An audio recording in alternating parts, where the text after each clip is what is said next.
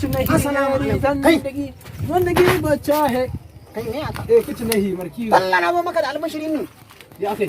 kenan gayan kai budurwa abar Allah na rantsi da Allah alquran la ilaha illallah kaje ka samu rakiya gidansu har da gate alquran kai tallahi na faɗa ma gidansu akwai gate akwai fulawa akwai mai gadi akwai mota babu abin da babu a gidansu wa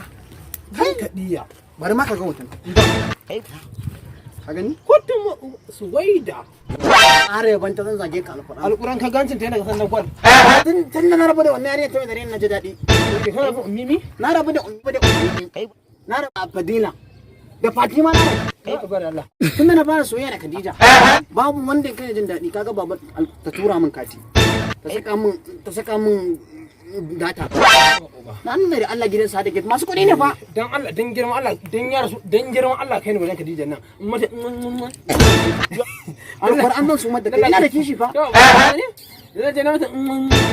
ya za ta banda yanzu ina budurwa ka Aisha Allah sarki Aisha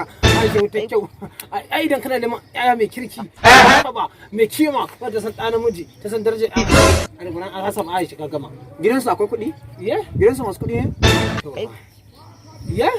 gidansu masu kuɗi ne to ba ka da soyayya ai yanzu bari ka jin kai tunda baka tashi aure ba ni ma ban tashi ne idan kana son ka ji daɗin soyayya kun ka nemi mai kuɗi ka nemi yarinyar masu kuɗi kai soyayya da ita ka Khadija ta iya soyayya alquran ta iya soyayya kai Khadija ta ta umma